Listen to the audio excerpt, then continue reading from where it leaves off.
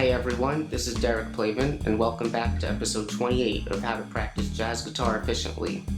Now, if this is the first video that you've ever seen on this channel before, I'd recommend that you go back to episode 1 and watch the videos in order when you can if you really want to benefit the most from this channel, because it's really like a free online jazz guitar course that's unfolding in a logical manner for you, okay? But since you did click on this video, maybe check it out first and see if you like it, and then you could take it from there.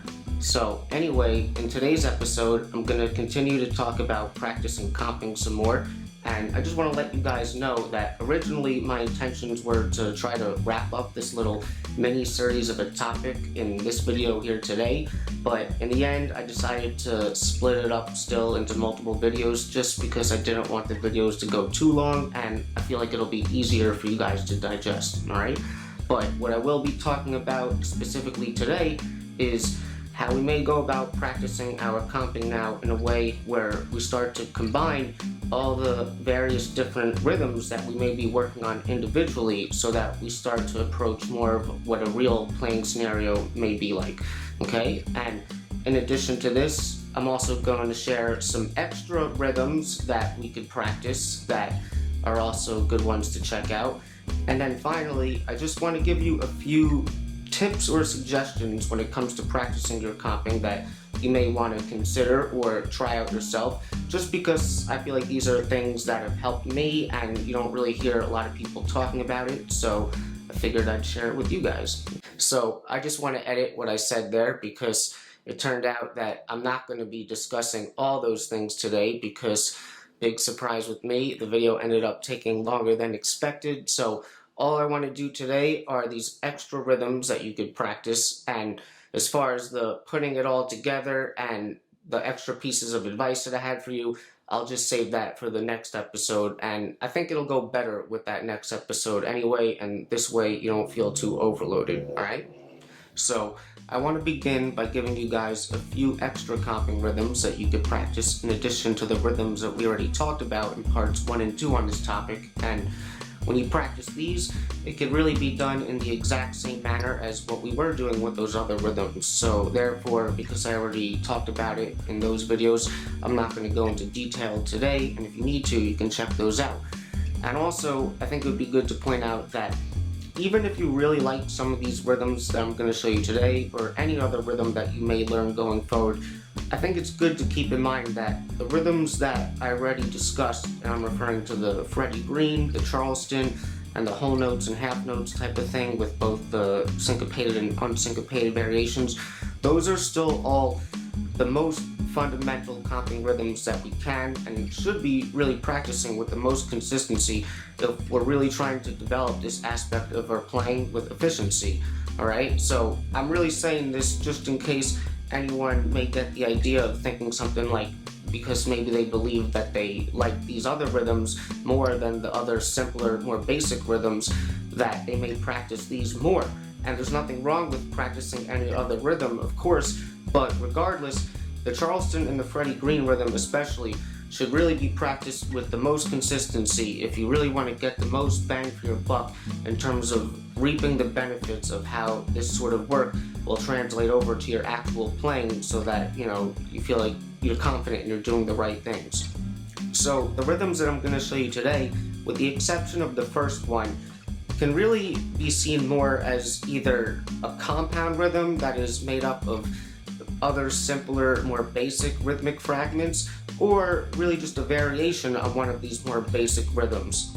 So basically, the way I see it, because these other rhythms are really just variations on other more fundamental stuff, they're not really fundamentally that important, and really I'm just picking them because I like them and I feel like they swing and I wanted to share them, okay? So, like I said before, the first rhythm that I want to show you now is the only one that I would say really may have a truly fundamental quality to it compared to the others that you're going to see afterwards, and for obvious reasons, as you'll understand in a second. So what the rhythm is a displaced quarter note triplet, basically. And the thing that really makes it unique is that compared to all the other rhythms that I've already talked about, this rhythm exists entirely on the triplet rhythmic grid compared to the more common duple or even sort of rhythmic grid that all the other stuff we've already seen falls on, with things like whole notes, half notes, quarter notes, eighths, etc. So because this is basically falling on a different subdivision and therefore is essentially counted or felt differently, it would be harder to say that working on the other fundamental rhythms of the Charleston and the Freddie Green, for example, would really transfer over that much in terms of helping you get good at playing the triplet rhythms. So therefore you would need to practice them individually to really develop them. Whereas on the contrary, you may argue, and this was kind of like my point from before, that just practicing the Freddie Green and the Charleston rhythms alone will transfer over in terms of helping you play the other complex rhythms that you're going to see later in the video, because they're also existing on that more duple sort of rhythmic grid. Okay, so this is just something important or interesting to keep in mind. So I'm going to break it down for you so that it's clear to understand how to play and feel these rhythms, but first I just want to play it really quickly just so you hear it. So the metronome is going to be on 2 and 4 with the quarter note at 110 beats per minute today.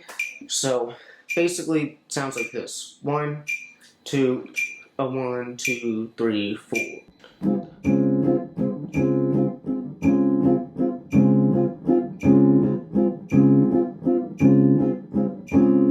Right?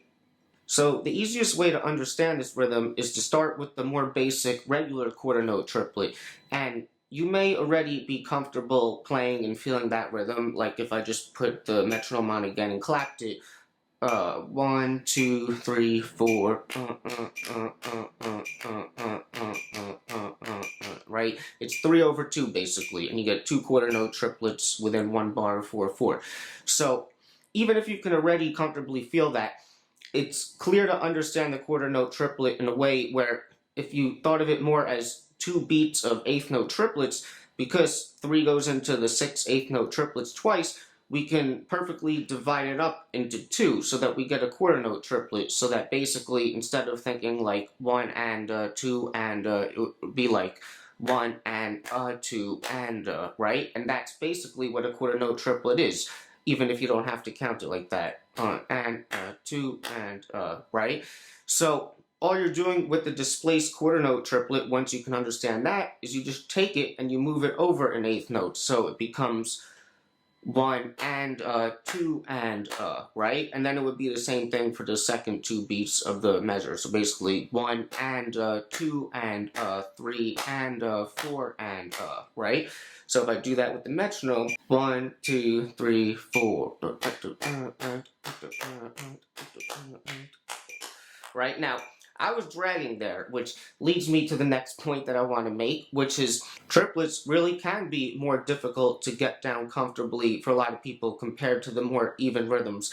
So, therefore, even before I apply this to a chord progression, this could really be a rhythm that you just practice over and over again with just one chord, really just to focus in on the right hand so that you can kind of warm it up and get in the zone of being comfortable playing that triplet instead of trying to move the chords around, you know.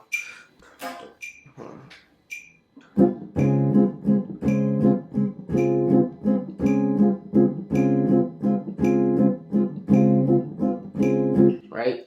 So, what I'm going to do now is I'm going to apply it to a chord progression, and for the rest of the video today, I'm going to work with probably mainly the A section to the standard Mean to Me in the key of D flat, and I have some voicings that I may use a lot with all these rhythms here, and if you like the voicings, I made a PDF that you can check out if you want to see what they are, and the links will be in the description.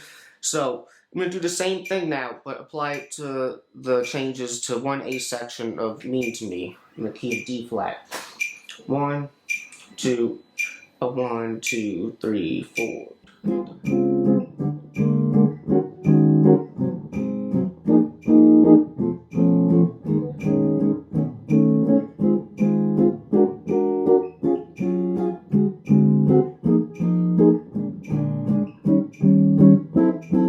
Right? And before I move on, I just want to also say, because I didn't say this, that articulation-wise, really the way to do this is short, long, short. So basically, that's really how you're going to get it to feel nice, all right? And just one more point that I want to make about this rhythm before I move on that you may want to consider is that when it comes to practicing this rhythm, it'd be good to do it in the same manner where you're basically applying this rhythm consistently throughout to whatever chord progression you may be applying it to, but you wouldn't want to necessarily do that in a real playing scenario. So when you are in a real playing scenario, a good application of this rhythm and what you'll commonly hear people doing is to put it at the end of a section of a tune, like within a turnaround oftentimes. So the way that you would do it is that for most of the section you would play rhythms that are falling within that more duple, even sort of meter, and then at the last, oftentimes 2 bars or within a turnaround, you can apply this rhythm, and by doing that, it'll give the music variation and interest, and when people do this, it sounds great. That's why they play it, and you may say that it adds to the whole tension and release factor of what a turnaround may be accomplishing in the first place, just from a rhythmic perspective instead, all right? So if you listen out for this, you'll probably hear a lot of people doing this in the music now, okay? So now I want to move on to showing you the rest of the rhythms here today, and these are all going to go back to falling on that duple or even sort of metric grid, so no more triplets, and these all turned out to be either 2-bar or 4-bar phrases, and I didn't plan that, but I think that it does allude to what I was saying before about how these can be seen as more compound rhythms and, variations on what we already know, essentially. So I'm just going to go through all of them, and as different points come up, I'll mention them, and I'll inevitably apply all these rhythms to the same changes of the A section of Mean to Me, so you can see what they sound like, alright? So the first rhythm is going to be a 2-bar phrase, and it actually only has 2 hits in it, where the first one is coming in on the end of 1 of the first bar, and the second hit is coming in on the end of 4 of the first bar, and then the second bar is an entire rest, so you don't play anything in it. So if I just clap it for you first, sounds like this. 1, 2, 3, 4, 1 and 2, 3, 4, 2, 3, 4, 3, 4, right? And I really like this, and the space, in my opinion, really adds to the whole musicality of it, and it really makes it breathe. So the first thing that I want to bring up is something that I said in some of the older videos, I think episodes 10 and 11, when I was talking about developing chordal material, and when you're trying to be supportive of the melodic content, especially in duo situations, it's good to understand that you want to focus around hitting those goal points almost that are your strong beats, and those are often beats 1 and 3, or maybe even just beat 1 of every measure. And I mentioned how if you wanted to still hit those goals but give a more syncopated variation of it, you can also consider the eighth notes that come before and after each of those beats. So for the downbeat of 1, you can also use the and of 4 that comes before it, and you can use the and of 1 that comes after it. And for the downbeat of 3, you can also use the and of 2 before it and the and of 3 after it. So in this example, I have the and of 1, and that would be like basically beat 1 for the first bar, and then the and of 4 is actually really more like beat 1 of the following measure. So you wouldn't really want to play the second harmony of, at least in this example, you wouldn't want to play that chord. You would want to ignore it and go straight to the next bar. But one thing that I did notice with this particular example, and the way it sounds to me, is that you would think that the and of 4, what you would play is whatever the first chord is going to be in the next bar, because in this example, like, we have a 1, 6, 2, 5 in the key of D flat with 2 chords per measure. So you may think that the and of 4, you're going to play some sort of E flat minor, which is the 2 chord, but I found that, especially because this is very diatonic, and we know that the 2 and 5 can be, subbed out essentially, you can play the 5 chord there instead, and it'll really kind of sound just as good and functionally work just as well. So I'm just going to play those first 2 bars just so you can hear that and hear how they contrast, but also both work. So the first variation, where I'd basically be going from a 1 chord to a 2 chord, would be like this. 1, 2, 3, 4, 1, 2, 3, 4. And then you would go back to the 1. But I can also play the second chord of the second bar, and that would sound like this. Instead of going to the 2 chord, I'm going to the 5 chord, or an A flat 7. So 1, 2, 3, 4, 1, 2, 3, 4, 2, 3, 4. Right? So that works as well. So you can play around with that and see what you like. So if I just apply that rhythm to the whole A section, you get this. 1, 2, 3, 4. 3, 4. Play the second chord there.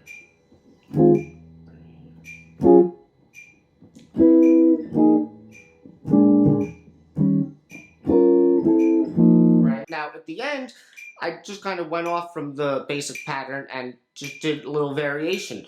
And that brings up a good point of basically when you have examples like this where the original rhythm leaves you a lot of space, you know, if you're feeling it, you can add other stuff within that space. You don't need it to get too overcomplicated and mess up the original rhythm, but if you're feeling it and you're confident about it, do what you're feeling in the moment. The original rhythms are really just meant to sort of set a foundation so that when you really play, you can hopefully swing a lot better. Okay?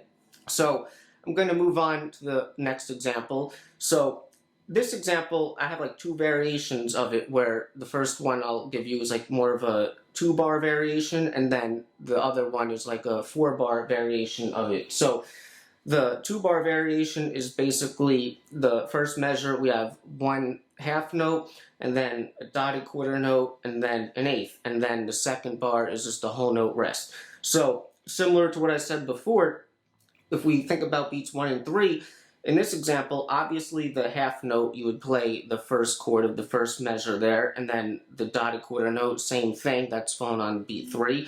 And then that eighth note would be like the syncopated version of whatever's coming in the next measure, the first chord, right? And again, this is about trial and error, but in this particular example, I would probably more so go with whatever the first chord is going to be of that second measure, because I found that when I did the second chord, it didn't always give, a good sound to me. So let me just clap this rhythm first. So 1, 2, 1, 2, 3, 4, 1, 2.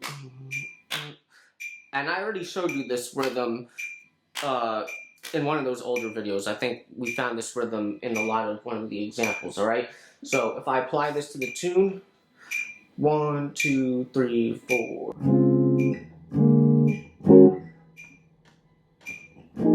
Now, I went to the second chord there. But that didn't sound as good to me. Right? So you got that. Alright? Now, the next variation of this similar rhythm is kind of like the same thing. I'm just adding things to it before and after it so that it becomes a 4-bar phrase, which you may say gives it a little bit more variation. So this consists of the first bar being a whole note, and then the second 2 measures are going to be identical to what we already had, and then we're going to follow up the first half or whole note rest with 1 more bar of a whole note rest. Alright? So with this one, because the first bar is a whole note, then I would really just play, like in the beginning of the example, just like a D flat major, and then I'll go to the 2 chord for the next half note. So if I apply this one to the example, we get this. 1, 2, 1, 2, 3, 4.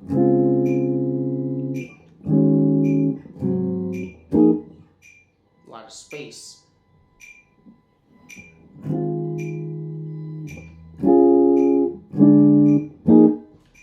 Kind of mess it up, but you get the idea. Now this one has a lot of space, so if you want to fill it up when you get comfortable, you can, but I think it's just good to notice these things because you don't have to play all the chords. You just don't want to play the wrong chords, basically, alright?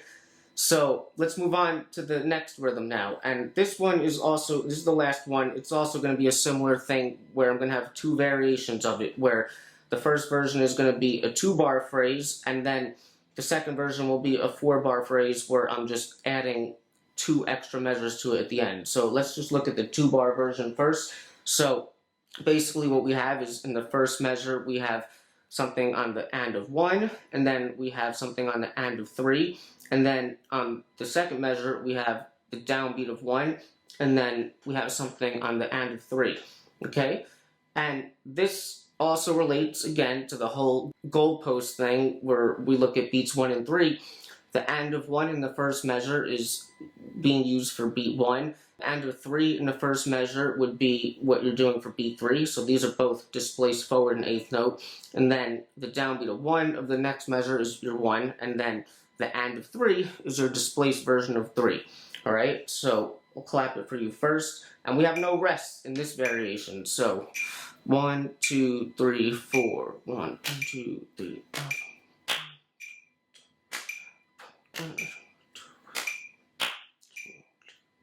Right?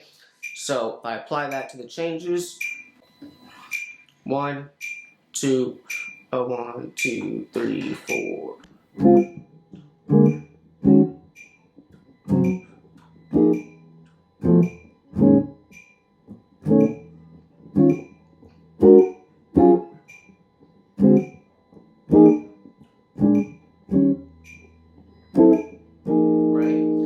And then the second variation of this rhythm, and I added this because it also sounds good and it kind of turns around what you're doing a little bit in the first 2 bars. So basically the second 2 bars, what we're adding now the last 2 bars, so beat or measure 3, we have the and of 1, and then we have the downbeat of 3, and then the and of 4, and then we have a whole note rest in the 4th bar. So again, that and of 1 is the same thing, it's our beat 1, the downbeat of 3 is our beat 3, and then the and of 4 would be what we would play for beat 1 in the following measure, alright? So you put it all together and you get a 4-bar phrase. So clap it first and then I'll play it. 1, 2, 3, 4. 1.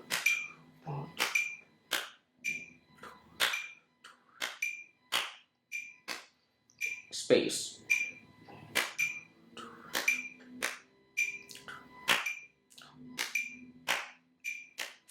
Alright? So hopefully you guys think that these are swinging like I do.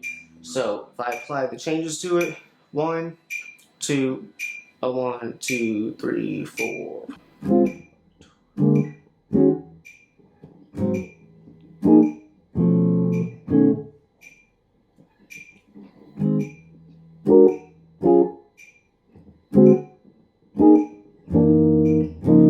Right? Did like the second ending there.